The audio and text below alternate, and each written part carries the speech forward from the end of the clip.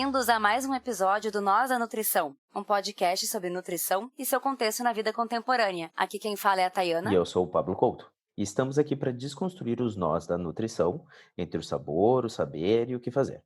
Hoje, em mais um rápido episódio de notícias quebra-nozes, nosso Breaking News, ou Nuts, como vocês já sabem, vamos conversar sobre gordura trans.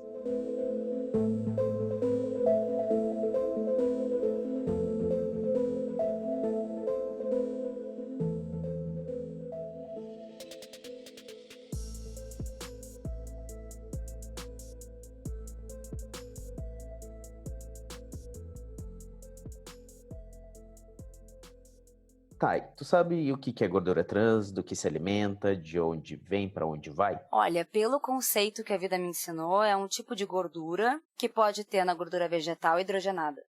Agora, o conceito mais formal, de acordo com um relatório técnico sobre gordura trans da Anvisa, é que a gordura trans é um ácido graxo insaturado que contém pelo menos uma dupla ligação na configuração trans.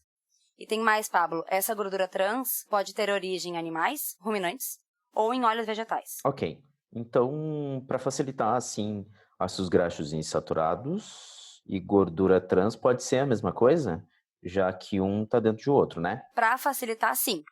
A questão de hoje é a gordura trans advinda de óleos vegetais, até porque a gordura trans na gordura animal representa uma porção de 1 a 6% da carne ou dos derivados. Dá para assumir que, em uma perspectiva tecnológica, a indústria de alimentos se beneficiou muito com os ácidos graxos insaturados. Porém, na indústria e no comércio popular, o nome comumente utilizado é gordura vegetal hidrogenada, ou, para os íntimos, apenas gordura hidrogenada. Mas por que a gordura hidrogenada assumiu um papel tão importante na indústria e qual é o impacto dessa relevância toda na saúde? Essas são ótimas perguntas que são facilmente respondidas quando a gente observa o objeto de aplicação da gordura hidrogenada, ou seja, os alimentos processados e, em disparado, os ultraprocessados, tipo margarina, chocolate, bolachinha recheada, preparos prontos de bolo e sopa, sorvetes e mais um monte de coisa. A gordura hidrogenada é adicionada nesses alimentos para dar algumas características específicas, como, por exemplo, estabilidade térmica, aumento da palatabilidade e do tempo de prateleira, ou seja, aumentar a validade do produto. Tem também uma questão de que a indústria do alimento não deixa explícito o nome gordura hidrogenada, ou gordura trans, e ela pode trocar esses nomes para, por exemplo, gordura vegetal de soja, creme vegetal, composto lácteo com gordura vegetal, margarina vegetal hidrogenada, entre outras milhões de formas. Tem tudo isso, mas mais com relação à saúde, vamos partir do básico. Como diria minha avó, tudo que é demais é excesso. O excesso da gordura na dieta, na nossa alimentação, causa um aumento de colesterol, ganho excessivo de peso, aumento nos processos pró-inflamatórios e o aumento de eventos de doenças cardiovasculares. Agora, vamos fazer o seguinte exercício. Se uma alimentação rica em gordura por si só, se ela é rica em gordura por si só, já causa todo esse impacto na saúde, imagina uma alimentação com a adição de alimentos industrializados cheios de gordura hidrogenada. Pois é, e foi exatamente pensando nisso que o Conselho Federal de Nutricionistas e a Associação Brasileira de Nutrição lançaram o projeto Pela Saúde do Coração Gordura Trans Não. Esse projeto defende a restrição do uso da gordura trans industrial em produtos alimentícios comercializados no Brasil. No site oficial estão listadas as principais propostas, como o banimento de óleos e gorduras parcialmente hidrogenados e o limite máximo de 2% de gordura trans industrial sobre o total de gorduras de todos os alimentos. Concomitante ao projeto, a Anvisa está realizando uma consulta pública sobre os requisitos para o uso da gordura trans industrial em alimentos. A consulta está aberta e encerra agora, em seguida, no dia 7 de outubro. Essa consulta dá um indício de o que a população está inclinada sobre o assunto. Se você quiser e tem alguma preocupação com o impacto da alimentação na saúde, essa é uma ótima forma de participar, mostrando sua opinião sobre o uso que a indústria fará de uma substância que todos, inevitavelmente, em algum momento irão comer. E, Pablo, é importante destacar que já existe uma restrição aplicada pela Anvisa às gorduras trans,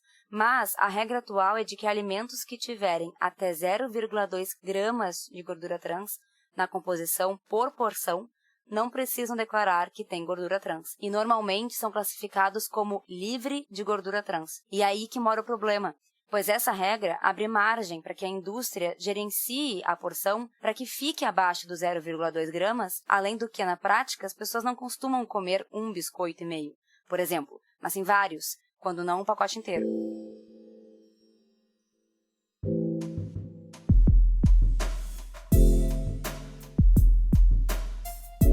A nossa próxima notícia é importantíssima, tanto que teremos um episódio futuro focado só sobre esse assunto.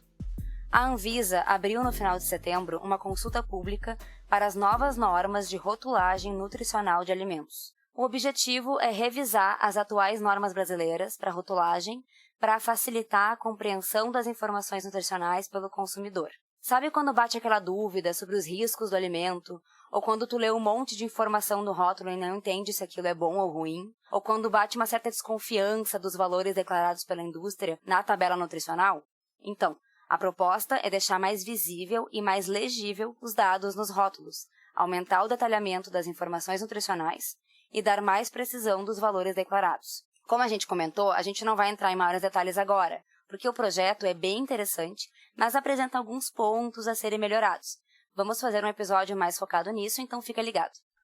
Então, o momento é de que toda a população participe com contribuições e opiniões sobre o plano da Anvisa para essa mudança. O link para acessar a proposta e o formulário está disponível no nosso site. Então, participe. A consulta vai ficar aberta até dia 6 de novembro.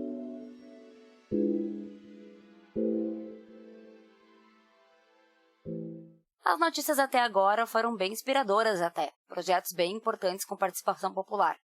Essa próxima notícia começa ruim, mas termina bem, eu juro. Para quem não sabe, Florianópolis é a capital de Santa Catarina e ela faz parte da cadeia de produção de mel do estado, que é o maior exportador do produto no Brasil e que tem 99% de sua produção certificada como orgânica. Mas, em janeiro desse ano, uma investigação patrocinada pelo Ministério Público de Santa Catarina revelou que cerca de 50 milhões de abelhas morreram envenenadas por causa de agrotóxico no estado. Os testes identificaram o uso do inseticida Fipronil, fabricado pela Bayer, em lavouras de soja da região. Essa é a parte ruim. A parte boa é que, graças a notícia como essa e outros movimentos ambientais, a Câmara Municipal de Vereadores aprovou no final de setembro um projeto de lei que define a Ilha de Santa Catarina como zona livre de agrotóxico. Aquele que a gente já mencionou no episódio passado. Mas é importante recapitular.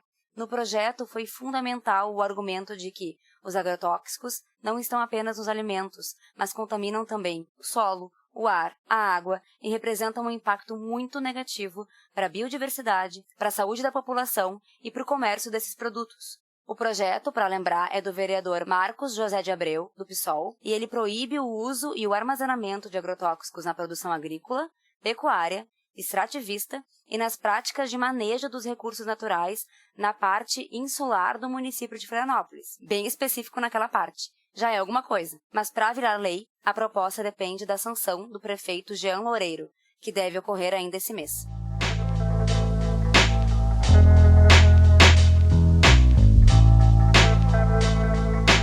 Hoje, as nossas dicas já foram dadas ao longo do episódio, mas fica um lembrete e acesse o site do projeto gorduratransnão.com.br para conferir os detalhes mais específicos. E também acesse o nosso site e participe das consultas públicas que vão estar linkadas no post. Esse é o teu momento de fazer parte das decisões que afetam toda a população.